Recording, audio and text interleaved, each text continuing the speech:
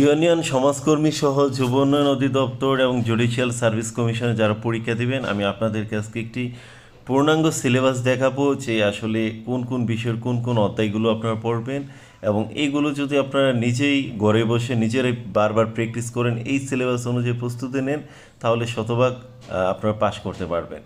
Union সমাজকর্মী যুব উন্নয়ন অধিদপ্তর অফিস সহায়ক এবং জুডিশিয়াল সার্ভিস কমিশন সমাজসেবা অধিদপ্তরের এমসিকিউ প্রস্তুতির পূর্ণাঙ্গ গাইড। যারা সরকারি চাকরির স্বপ্ন দেখছেন, এই ভিডিওটি শেষ পর্যন্ত দেখুন। বিগত বছরের প্রশ্ন বিশ্লেষণ করলে দেখা যায় নির্দিষ্ট কিছু টপিক থেকে বারবার প্রশ্ন আসে।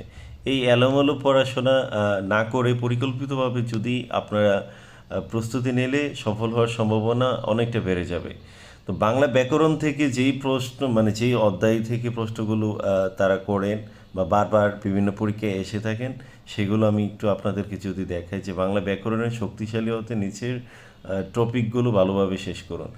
যেমন আপনারা শুদ্ধ শব্দ বা বাক্য শুদ্ধিকরণ, এগুলো আপনারা যদি বাংলা অংশের যে কোনো বইয়ের বাংলা অংশতে, ভালো কোনো বইয়ের বাংলা অংশে আপনারা এভাবে অধ্যায়ভিত্তিক আলোচনা দেওয়া আছে, প্রাইমারি গাইডে দেওয়া আছে বা অন্য যে কোনো গাইডে, অথবা আমাদের যে সাজেশন এগুলোতে এইভাবে দেওয়া আছে যে শুদ্ধ শব্দ বা বাক্য শুদ্ধকরণ, সমার্থক শব্দ, প্রতিশব্দ, বিপরীত শব্দ, এক কথায় প্রকাশ, সমাস, সন্ধি, কারক ও বিভক্তি, উপসর্গ, প্রত্যয়, ধ্বনি ও বর্ণ, বাংলা ভাষায় ব্যবহৃত বিভিন্ন ধরনের শব্দ, বাগধারা, প্রবাদ, প্রবচন ও বাংলা ব্যাকরণের মৌলিক বিষয়গুলো।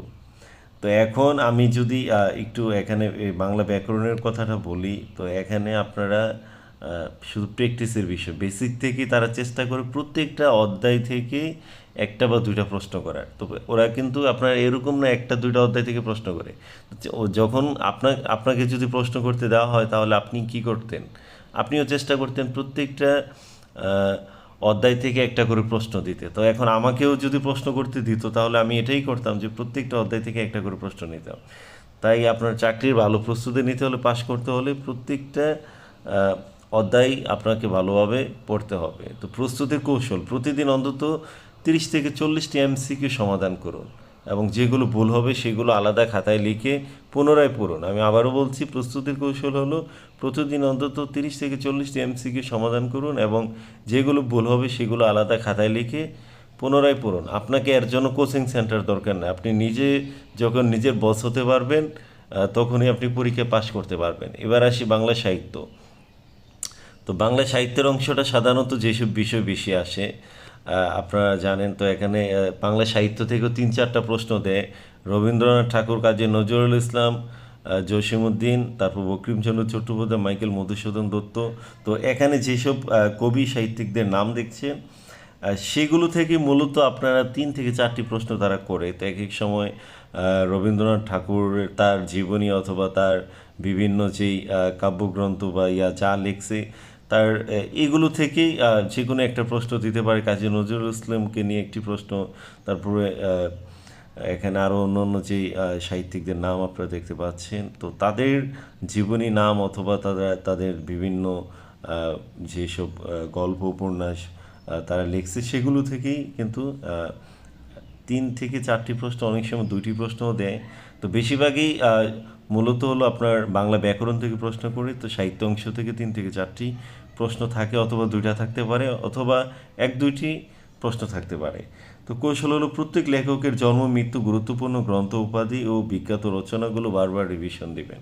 হ্যাঁ, যে প্রত্যেকটা লেখকের জন্ম, মৃত্যু, গুরুত্বপূর্ণ গ্রন্থ, উপাধি, বিখ্যাত রচনাগুলো বারবার রিভিশন দিবেন। তো ইংরেজি হলো, ইংরেজিতে ভালো করতে হলে নিচের টপিকগুলো অবশ্যই আপনাদেরকে শেষ করতে হবে। যেমন এখানে আপনারা দেখতে পাচ্ছেন যে ইংরেজি যেই গ্রামার অংশে right, form of verb, subject verb, agreement, তারপর টেন্স, ভয়েস ও narration, preposition, idioms and phrase, synonym, antonym, spelling correction, sentence correction, parts of speech and translation. তো মূলত এই অধ্যায়গুলো থেকেই ইংরেজিতে হলো প্রশ্ন করা হয়। যারা আপনারা চাকরির প্রস্তুতি নেন, আপনারা জানেন। তো অনেকে হলো কয়েকটা অধ্যায় ভালোভাবে পড়েন, বাকিগুলো পড়েন না। তো ইংরেজিও কিন্তু বাংলার মতো ইংরেজি গ্রামার থেকেই ধরেন ইংরেজিতে 20 নম্বরের প্রশ্ন হবে, ইংরেজি গ্রামার থেকে কিন্তু 15 থেকে 18 নম্বর থাকবে। তো সাহিত্য থেকে 2 থেকে 3টা প্রশ্ন অথবা সর্বোচ্চ 4টা প্রশ্ন থাকতে পারে। তো ইংরেজি গ্রামার থেকে আপনাদের এই ইংরেজি গ্রামারের যেই সিলেবাসটা, যেই অধ্যায়গুলো এখানে দেওয়া আছে, এগুলো অবশ্যই আপনাকে ভালোভাবে পড়তে হবে যদি আপনি ইংরেজিতে ভালো করতে চান। তো ইংরেজি সাহিত্য থেকে মাঝে মাঝে প্রশ্ন আসে, তাই বিসিএস প্রিলিমিনারি ইংরেজি সাহিত্য অংশের প্রশ্নগুলো একবার দেখে নিতে পারেন। তো কৌশল: প্রতিদিন অন্ততপক্ষে 20 থেকে 30টি গ্রামার এমসিকিউ সমাধান করুন। এটা আরও বেশি করার চেষ্টা করবেন এবং ভালোভাবে প্রস্তুতি নেবেন। যেগুলো ভুল করবেন সেগুলো খাতায় লিখে নেবেন এবং বারবার প্র্যাকটিস করবেন। এবার যদি গণিতের কথায় আসি, তাহলে গণিতের সবচেয়ে বেশি গুরুত্বপূর্ণ, আপনারা জানেন যে গণিতের যখন প্রশ্ন করে তারা চেষ্টা করে প্রত্যেকটা অধ্যায় থেকে 1 থেকে 2টি প্রশ্ন আনার। তো সেই ক্ষেত্রে আপনারা জানেন যে গণিতের যে অধ্যায়গুলো আপনারা ভালোভাবে পড়বেন: বীজগণিত, মান নির্ণয়, শতকরা, লাভ ক্ষতি, সুদ, কাজ ও সময়, অনুপাত, সমানুপাত, বয়স, গড়, সংখ্যা, লসাগু, গসাগু, ভগ্নাংশ, দশমিক, বর্গমূল, বৃত্ত, ত্রিভুজ, বর্গক্ষেত্র, আয়তক্ষেত্র। তো মোটামুটি আপনার গণিতে সবগুলা অধ্যায় কিন্তু গুরুত্বপূর্ণ। তো যে কোনো ভালো একটা বই থেকে অথবা আমাদের সাজেশনে কিন্তু এইভাবে অধ্যায়ভিত্তিক ব্যাখ্যা সহ দেওয়া আছে। তো সেগুলো আপনারা নিয়ে পড়তে পারেন, অথবা যে কোনো বই থেকে একদম প্রত্যেকটা অধ্যায়কে গুরুত্বপূর্ণ। আপনারা এরকম না শুধু 1টা 2টা অধ্যায় শেষ করে সময় শেষ করে দেবেন, তাহলে হবে না। প্রত্যেকটা অধ্যায় থেকেই তারা 1টা বা 2টা প্রশ্ন করবে। অতএব আপনাদেরকে প্রত্যেকটা অধ্যায়কে গুরুত্ব সহকারে বিবেচনা করে প্রস্তুতি নিতে হবে এবং বারবার প্র্যাকটিস করতে হবে। প্রতিদিন অন্তত 20টি গণিত সমস্যা নিজে সমাধান করুন। শুধু সূত্র মুখস্থ করলে হবে না, অনুশীলনই সবচেয়ে গুরুত্বপূর্ণ। তো এখানে গণিতে যেটা করেন, আপনি যতই কোচিং করেন না কেন কাজ হবে না। আপনাকে নিজেই নিজের বস হতে হবে। গণিতে ভালো করার জন্য আপনার অনুশীলনই সবচেয়ে গুরুত্বপূর্ণ। আপনি যদি নিজে বারবার প্র্যাকটিস করেন বাসাতে, নিজেই সমস্যাগুলো সমাধানের চেষ্টা করেন, তাহলে ইনশাল্লাহ গণিতে অবশ্যই আপনি ভালো করতে পারবেন। তো প্রতিদিন অন্তত 20টি গণিতের সমস্যা নিজে সমাধান করার চেষ্টা অবশ্যই করতে হবে। শুধু মুখস্থ করলে হবে না, যে জটিল যেই গণিতগুলো এগুলো আপনার শর্টকাট টেকনিকে কীভাবে সমাধান করবেন সেই প্র্যাকটিসটা আপনাকে অবশ্যই নিজেই নিজে করতে হবে। তাহলে আপনি গণিতে ভালো করতে পারবেন। আর কোচিং সেন্টারের উপর নির্ভরশীল হলে আপনি পাস করতে পারবেন না। তো এখানে সাধারণ জ্ঞানের কথা যদি বলি, বাংলাদেশ বিষয় বলি, আন্তর্জাতিক এবং বিজ্ঞান, আইসিটি। তো এইগুলো যদি আমি একটু আলাদাভাবে অ্যানালাইসিস করি, তাহলে এখানে দেখেন যে অধ্যায়গুলো দেওয়া আছে: বাংলাদেশের সংবিধান, মুক্তিযুদ্ধ, বাংলাদেশের ইতিহাস, জাতীয় দিবস, নদ নদী, ভৌগোলিক বিষয়বলি, অর্থনীতি, প্রশাসনিক কাঠামো, মন্ত্রণালয় ও সাংবিধানিক প্রতিষ্ঠান। তো এইগুলো আপনার বাংলাদেশের যে অংশগুলো, এগুলো ভালোভাবে পড়বেন যে কোনো বই অথবা আমাদের আমাদের যেই সাজেশন তৈরি করা হয়েছে সেটাও এইভাবে দেওয়া আছে। তো এইগুলোর গুরুত্বপূর্ণ প্রশ্নগুলো অবশ্যই পড়তে হবে। আপনি শুধু 1-2টা অধ্যায় পড়বেন, বাকিগুলো পড়বেন না, সেটা হবে না। আপনাকে পাস করতে হলে অবশ্যই ভালোভাবে এগুলো প্র্যাকটিস করতে হবে। আন্তর্জাতিক যে বিষয়গুলো দেখবেন: জাতিসংঘ, গুরুত্বপূর্ণ আন্তর্জাতিক সংস্থা, বিশ্ব ইতিহাস, বিভিন্ন দেশের রাজধানী, মুদ্রা, সংসদ, এগুলো আপনারা দেখতে পারেন। তো বিজ্ঞানে হলো পদার্থবিজ্ঞান, মৌলিক ধারণা, রসায়ন, দৈনন্দিন জীবন, জীববিজ্ঞান, স্বাস্থ্য, পুষ্টি। তো এইগুলো দেখবেন। তো বিজ্ঞানের যে মৌলিক বিষয়গুলো, তো আইসিটিতে কম্পিউটারের মৌলিক ধারণা, MS office, internet, hardware on software, cyber সিকিউরিটির মৌলিক বিষয়গুলো। তো এই প্রশ্নগুলো যদি আপনারা একটু ভালোভাবে পড়েন, এখানে যে অধ্যায়গুলো দেওয়া আছে সাধারণ জ্ঞানের, যদি এই অধ্যায়গুলো ভালোভাবে পড়েন, ইনশাল্লাহ আশা করি আপনি শতভাগ কমন পাবেন। কারণ এই অধ্যায়গুলো থেকে প্রশ্ন করবেই। সাধারণ জ্ঞান জিকে 15 নম্বর থাকলে দেখা গেছে 15টা অধ্যায় থেকে 15টা প্রশ্ন তারা করবে। তো এক একটা তারা চেষ্টা করে যে একটা বৈচিত্র্যময় একটা প্রশ্ন করার জন্য প্রত্যেকটা অধ্যায়কে অন্তর্ভুক্ত করার চেষ্টা অবশ্যই যারা প্রশ্ন তৈরি করবেন তারা করবেন। তো আমি বিগত প্রশ্নের গুরুত্ব, বিগত বছরের প্রশ্ন না পড়ে কোনো পরীক্ষা বসা উচিত নয়।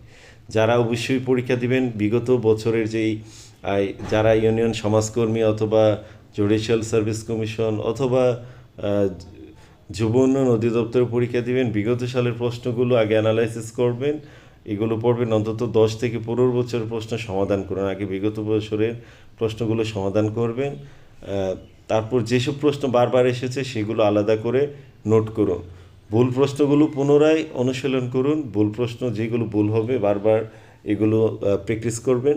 প্রতিদিন পড়ার রুটিন, বাংলা 1 ঘন্টা, ইংরেজি 1 ঘন্টা, গণিত 1.5 ঘন্টা এবং সাধারণ জ্ঞান 1 ঘন্টা, বিগত প্রশ্ন 1 ঘন্টা, রাতে 30 মিনিট রিভিশন।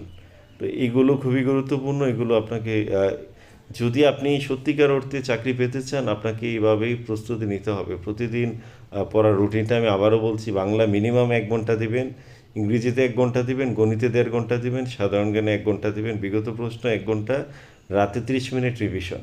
তো আপনার সুবিধা মতো আপনি সময়টা সাজায় নেবেন। আমি একটা ধারণা দিচ্ছি, আপনি চাইলে আরও বেশি সময় দিতে পারেন, অথবা যদি সময় কম পান তাহলে আপনি যতটুকু পারবেন সময় দিবেন, আপনার নিজের মতো করে নেবেন। তো পরীক্ষার আগে করণীয়, প্রতিদিন একটি করে পূর্ণাঙ্গ এমসিকিউ মডেল টেস্ট দিন। সময় ধরে পরীক্ষা দেওয়ার